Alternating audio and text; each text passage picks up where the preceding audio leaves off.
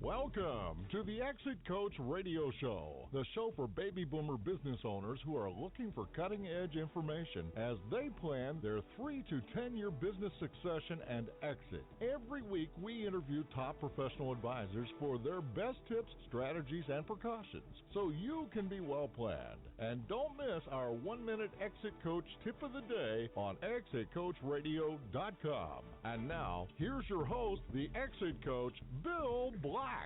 Welcome. Thank you so much for joining us. I am so excited about my next guest. Before I get to her, I wanted to remind you that you can go to exitcoachradio.com and listen in our audio library to over 750 interviews with advisors, authors, and thought leaders on over 40 topics. So we have 40 topic file folders, everything from growing your business value to working with family members in your business, to preparing for your exit, of course, and life after exit. So please go there and listen to the wisdom of all of our guests.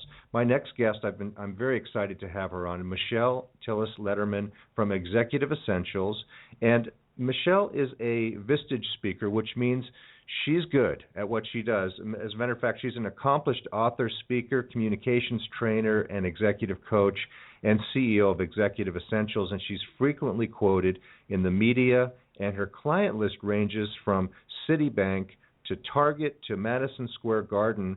And today she's going to explain what relationship networking is and why it matters to your personal and professional results. So, Michelle, thank you so much for joining us. Welcome to the show. Hi, Bill. It's good to be back. Well, thank you. It's a pleasure to have you back. And, you know, it's always great when people come back. We get to talk about the past, but also some new ideas. And today we're going to talk about all kinds of different new ideas that you have. Before we get into that, tell us a little bit about Executive Essentials and how you started it. Well, I am actually a recovering CPA. So Okay. for all those people out there who have thought about this is not where I'm meant to be and making that really big, large transition, I did exactly that and founded Executive Essentials after dealing with a lot of communications and management challenges within the financial services industry, not just as a employee, but as one of the only women often in the room. Mm-hmm. And so I always say I founded the business on all the mistakes I ever made or ever saw. That's great. Well, and you're doing quite well with it. You talk all over the country. You have some great clients. What are some of the biggest things in the Executive Essentials toolkit? I have a mission. I'll just put it right out there. My goal is to help individuals and organizations communicate with 3 things: confidence, clarity, and connection.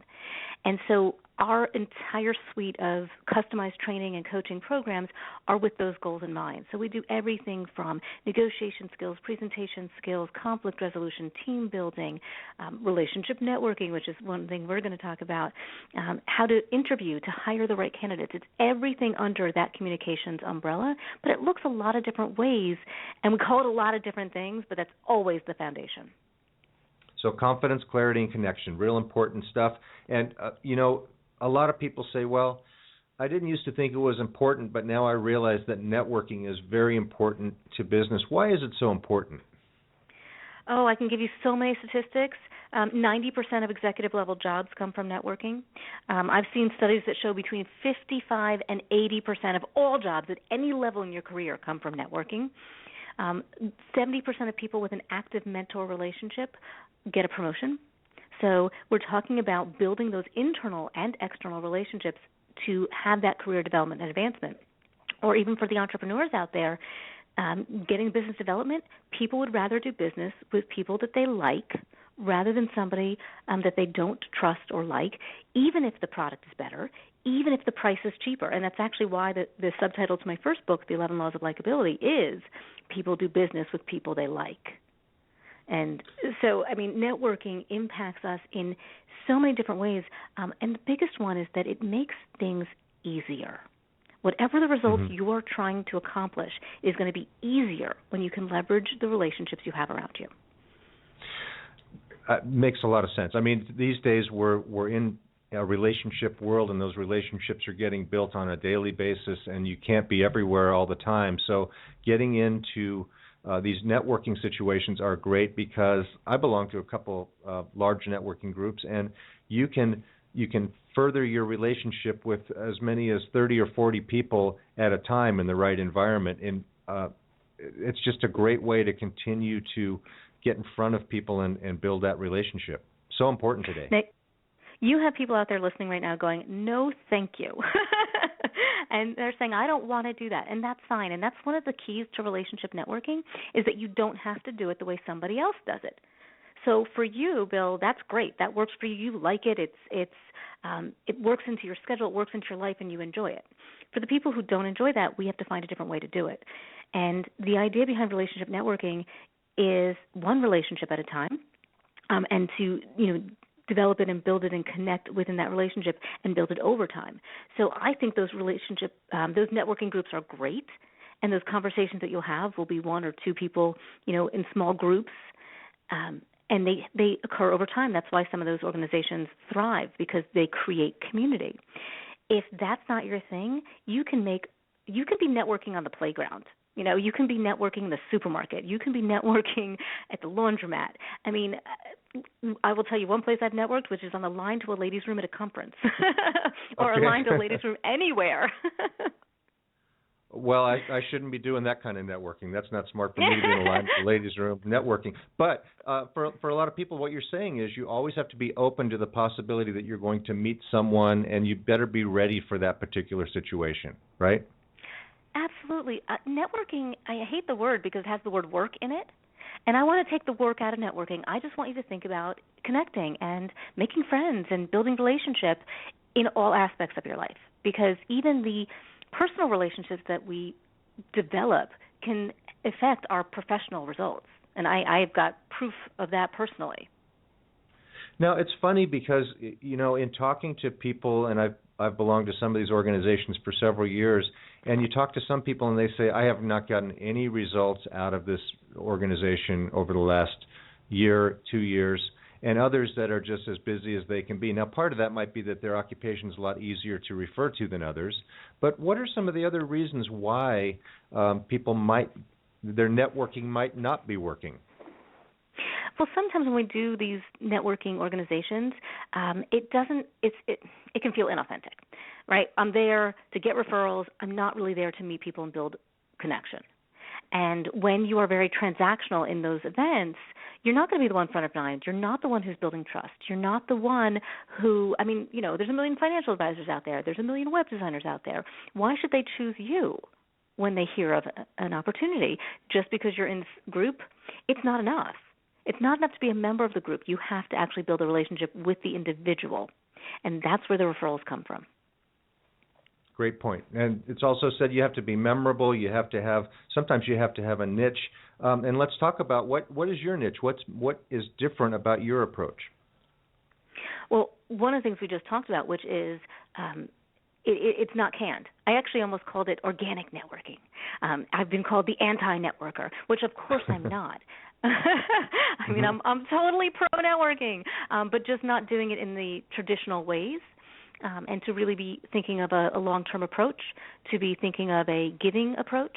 And so these are some of the concepts that are thread through, but also taking it into the corporate environment. How does relationship translate into leadership? And that's actually why I created a program that is really completely unique called the Relationship-Driven Leader, because that's where organizations, the rubber hits the road.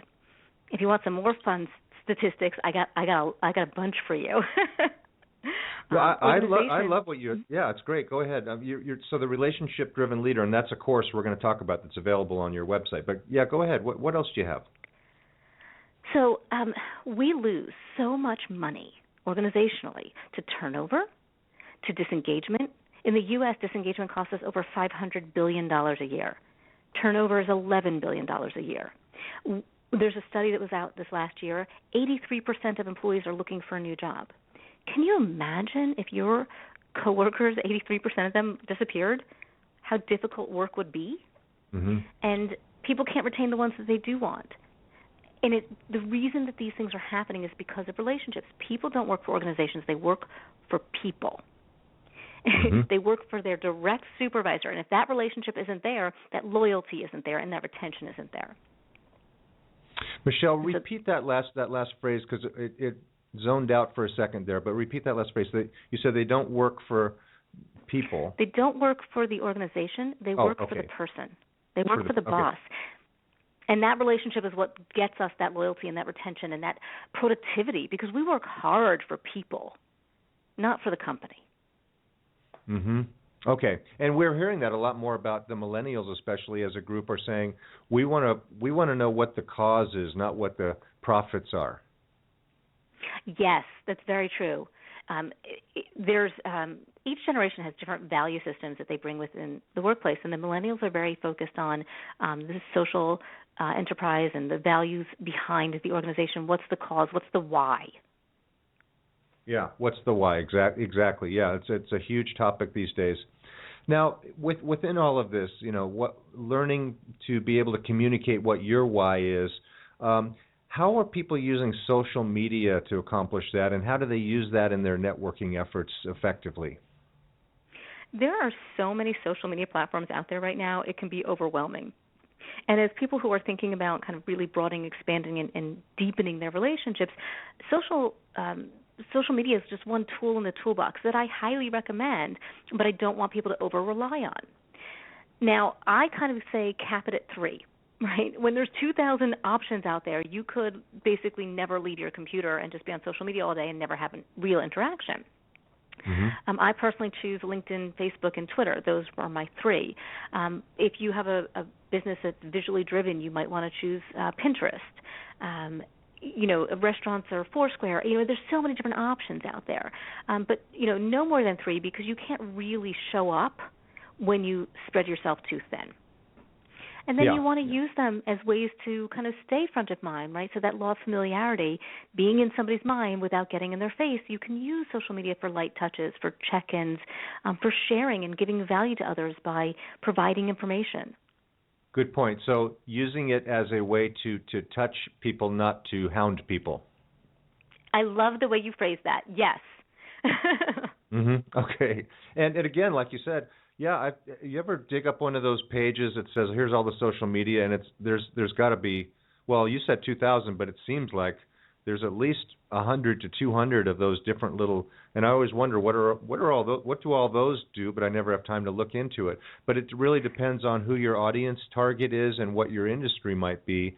As far, obviously, if you have a restaurant or a retail store, things like Yelp are very important to you. Exactly, and where you want to focus your energy. It's where you are already starts to take the work out of it. Again, my goal is always take the work out of networking. I'm already on Facebook. I was already on LinkedIn. I will tell you Twitter was a new one for me, and it was at the request of my publisher. And I wasn't all for it, but oh my God, I started to connect to people who I would have never connected to otherwise and actually build relationships through Twitter, so it won me over. But right. You have to pick the ones that feel comfortable for you. Yeah, it's a good point. And again, these days you're building relationships all over the world on some of those platforms. You're not just confined to where you are, so you never know when somebody's going to pick something up. So especially if you have intellectual properties like books and things like that can be read and used all over the world. So now let me ask you a question. If you spend all your time giving, how do you convert to getting results? Does it just happen, or what's the conversion process? So things do happen, and one of the laws is patience. Give it time, things happen. That said, you have to help grease the wheels a little bit. So you have to ask. I believe so strongly in giving, but I also believe so strongly in asking. Because if you don't ask, people can't read your mind. And there's some people out there that will say, what do you need? How can I help? But if you're not prepared to answer that question, then how can you get the results? I once did a talk, and I had a woman right in the front. I'm talking about giving, and I'm so passionate about giving. I actually give the full chapter of the Law of Giving away on my website, MichelleTillisLederman.com, and I'm sure you'll have that in the show notes. I give that full chapter away because I want people to have this philosophy. So I'm talking, I'm excited, and this woman very loudly basically heckles me and goes, I'm tired of giving. Mm-hmm. Where's mine? And I mean, it just shut the whole room down. And I'm trying to think on my feet really quickly, and I thought, what have you asked for? And she said, nothing. And I said, aha, here, I found the problem. If you want results, you need to know what you're looking for, what you're working on, how people can help you, and make requests. And I actually have a post I did on how to ask. We've got ways to ask that make it easier for you to ask and make it easier for them to say yes or say no. And that's my rule. Make it as easy for them to say no as it is for them to say yes, and you don't damage the relationship. Oh, okay. That makes a lot of sense. That way they can tell you how they're feeling about a certain thing. Now, how important is it to start at the shallow end of the ask if you're giving? In other words, like you said, you'll give away a chapter of your book in the desire and hope that they'll purchase the entire book, right? Yes and no. It's great if they do, but it's also I'm happy if people, one, just take that philosophy. That's why I chose that chapter to give away. I'm also happy if people join my list and become part of my community. I do little quick videos every week, and I actually right now have a free video training. The third video went live today, where I can share content and I can share the philosophies and values. And as you say, how do results happen? When you take that philosophy of giving, where I'm trying to provide value for people, I stay front of mind. I have been having more and more requests for speaking. I've had more requests for training. I don't know exactly where all of them come from. And that's the trick with saying I'm not getting any results from this. You don't always know how much effort you put in to figure out how you got that referral, how you got the client, how they heard about you. You don't always know where your results are coming from. That's a good point. And we really are in a give-to-get type of a society today where it used to be you held all your information close to the vest and then people would have to engage you for it. And these days, you're really at a disadvantage if you're adopting that strategy, where you have to figure it out, but you also have to figure out that strategy of how do I start to ask. And I think a lot of people might be stuck there because it's all new to a lot of people. All of this social media and giving away just seems... it's got to come back at some point for a lot of people, and I think that's what that lady was saying is, how do I get it back? Yes, absolutely. And all the things you just listed are things that we go in depth in the live program, because I want to teach people how to make an ask and enable people to make an ask within that space. So to learn, do I give an opt-out ask? Do I give an alternate ask, a convenient ask, a shrinking ask, or a non-ask? We have all these different types of asks that make it a little easier for me to understand how do I put this out there to somebody and not feel uncomfortable when they say no, or not feel uncomfortable doing it, and not being awkward, there's a lot of mental going on there. It's confusing because I think we're all good at giving, but like you said, you have to have that back end ask at some point to receive something back. You have to.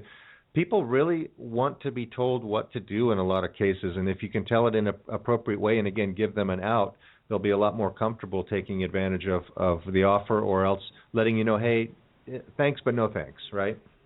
That's exactly it. And making them uncomfortable in saying no and pressuring, that damages relationship. And there's times where I have supported people or helped people with things, they never became a client, ever. But you know what? They probably gave me loads of referrals to other people that became clients. Right.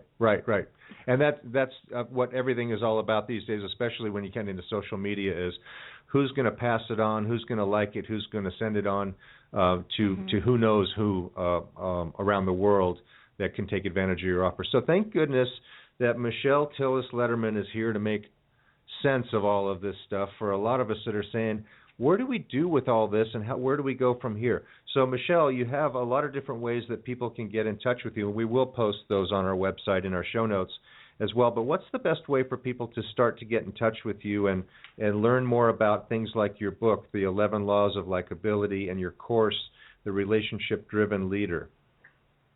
They can always find me at Michelle with 2 L's, Tillis, Tillis, Lederman, Lederman.com. There's all links to all the other places to find me on LinkedIn, on YouTube, on Twitter, on Facebook. On Facebook, don't go to the friend page because you're not going to get to see my hair in the 80s. Go to the professional page. It says, author and speaker. Yeah, the pictures that people have posted are scary. You can find me on Amazon. My third book is actually coming out shortly. It's called Nail the Interview, Land the Job, for those people who are in the traditional space. And I have a free video training out right now, and I don't know if you guys have that URL, but I'm going to give it to you real fast. It's tinyurl.com/NT5HK4F. I know those crazy tiny URLs are weird, but I give a series of videos to teach you about how to make a personal brand, how to deal with difficult people, and the one that was launched today is about networking and building relationships, with the topic we were talking on. And they're only going to be out there for a few more days, so if you like it, go check them out now. That's fantastic information. You make it so clear, and it is like you said, confidence, clarity, and connection. You bring it to us in that format. We really appreciate that. I know a lot of our listeners will get in touch with you, and I hope that we can have you on again sometime in the future. There's a lot to talk about here, is what I'm getting at. There's a lot to talk about, and you bring it to us clearly. So thank you so much for joining us again, Michelle. I look forward to the next time we speak. Thanks for having me on, Bill. Have a good one. Thanks. We're going to take a short break, and we'll be right back after this, so please stay with us.